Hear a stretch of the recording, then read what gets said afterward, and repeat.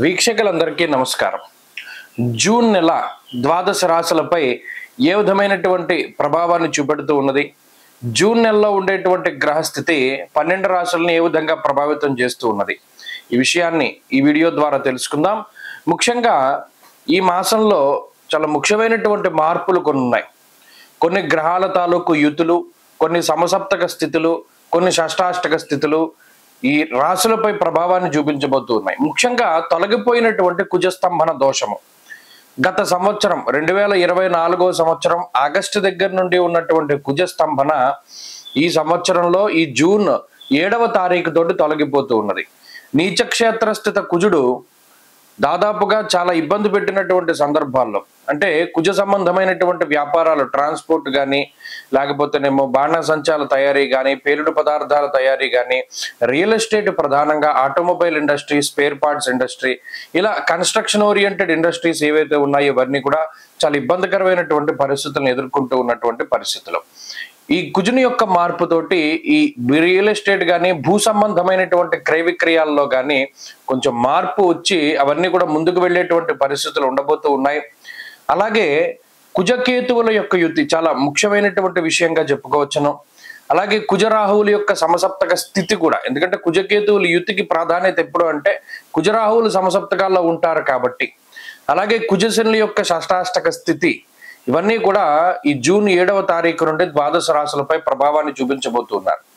అలాగే రవి ఈ జూన్ నెలలో 15వ తారీఖు వరకు వృషభ రాశి యందు, 15వ తారీఖు దాటాక మిథున రాశి యందు ఆయన సంచరించబోతూ ఉన్నారు. రవి గురుల యొక్క తాలూకు యుతి కనబడుతూ ఉన్నది. జూన్ నెల 10వ తారీఖు నుండి గురు మౌఢ్యమి రాబోతూ ఉన్నది. అంటే 10వ తారీఖు లగాయితూ ఏ విధమైనటువంటి శుభ కార్యక్రమాలు కూడా చేయడానికి లేదు. జూన్ 10 దగ్గర నుండి గురు మౌఢ్యమి అన్నారు కాబట్టి ఇది ఒక ముఖ్యమైనటువంటి యుతిగా మనం చెప్పుకోవచ్చును. అలాగే శనేశ్వరుడు మీనరాశి యందు సంచరిస్తూ ఉన్నారు. కుంభమందు రాహువు, అదే మాదిరిగా సింహమందు కేతువు సంచరిస్తూ ఉన్నారు.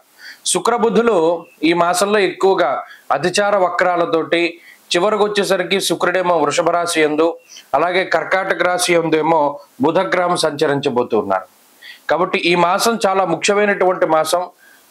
ముఖ్యంగా పెద్ద గ్రహాలు మారుతూ లేదా ఆయా గ్రహాలపై కుజుని యొక్క ప్రభావం పడేటువంటి మాసంగా చెప్పవచ్చును. దీనిలో ద్వాదశ రాశుల వారికి ఏ విధమైనటువంటి ఫలితాలు కలగబోతున్నాయో తెలుసుకుందాం ఈ వీడియో ద్వారా. సింహరాశి వారికి జూన్ నెల సామాన్యమైనటువంటి ఫలితాలు కనబడుతూ ఉన్నాయి. అయితే ఈ కుజస్తంభన దోషం తొలగిపోయిన తర్వాత వ్యయకుజుని యొక్క స్థితిగతులు తొలగిపోతాయి. జన్మరాశి యందు కుజుడు అంత అనుకూలించకపోయినప్పటికీ వ్యయస్థానమందు కుజుడుండేటువంటి దోషంతో పోల్చుకుంటే జన్మకుజుడు కొంత పర్వాలా. సింహరాశి వారు గమనించండి, గత సంవత్సరంగా ఉండేటువంటి పరిస్థితుల్లో సుఖమైనటువంటి నిద్ర లేదు. అంటే కంటిన్యూస్గా రాత్రి పడుకున్నటువంటి పరిస్థితులు ఉండవు.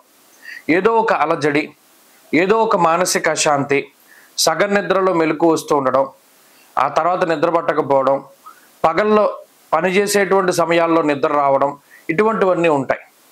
అలాగే ఖర్చు పెట్టేటువంటి ధనం కూడా, అయ్యో మనం ఇది అనవసరంగా ఖర్చు పెడుతున్నాం, వీడు మనల్ని మోసం చేస్తున్నాడు, ఇందులో చాలా ఇబ్బందులు ఉన్నాయి అనేటువంటి విషయం తెలిసినప్పటికీ ధనాన్ని ఖర్చు పెట్టవలసినటువంటి పరిస్థితులు, కొన్ని అనవసరమైనటువంటి ప్రయాణాల రీత్యా చాలా ఇబ్బంది పడ్డటువంటి పరిస్థితులు, ఇవన్నీ కూడా ఈ రాశి వారిలో ఎక్కువగా ఉంటాయి. ఇప్పుడు ఆ కుజుని యొక్క మార్పు వల్ల ఈ మాసంలో ఇవన్నీ తగ్గుముఖం పట్టడానికి అవకాశం ఉంటుంది.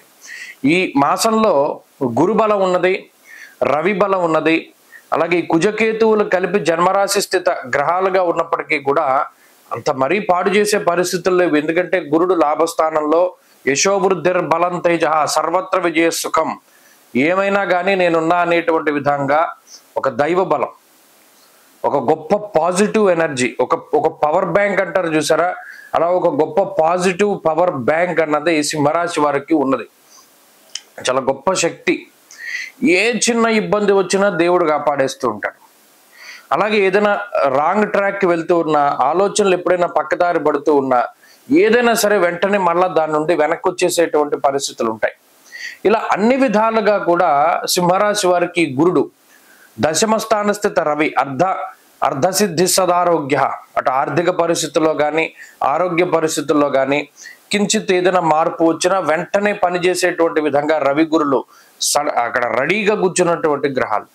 కాబట్టి కుజకేతువులు, అష్టమంలో శనేశ్వరుడు, సప్తమ రాహు, ఈ మిగతా గ్రహ సంపత్తి ఏది ఇబ్బంది పెట్టినా కూడా రెండు చాలా పనిచేస్తున్నాయి. చూడండి, మన ఇంట్లో బ్యాటరీస్ అవి ఉంటాయి, కరెంటు పోయినప్పుడు మళ్ళీ వెంటనే పవర్ సప్లై వచ్చేస్తుంది. అలాగే ఈ కుజకేతువులు కానీ శని కానీ సింహరాశి వారిని ఏదైనా బాధ పెట్టాలి అనే ఆలోచన వస్తే చాలు గురు రవులు బలంగా పనిచేస్తారు.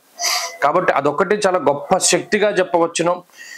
ఆత్మస్థైర్యం ఎక్కువగా ఉంటుంది, చేసే ప్రతి పని మీద శ్రద్ధ చూపిస్తూ ఉంటారు, ప్రతి పనిలోనూ చాలా క్షుణ్ణంగా ఏకాగ్రత ఉంటూ ఉంటుంది, అన్నిట్లోనూ కూడా ముందుండేటువంటి ప్రయత్నం చేస్తూ ఉంటారు సింహరాశి వారు. కాబట్టి అన్ని విధాలుగా కూడా సింహరాశి వారికి ఈ మాసం చాలా మంచి మాసము.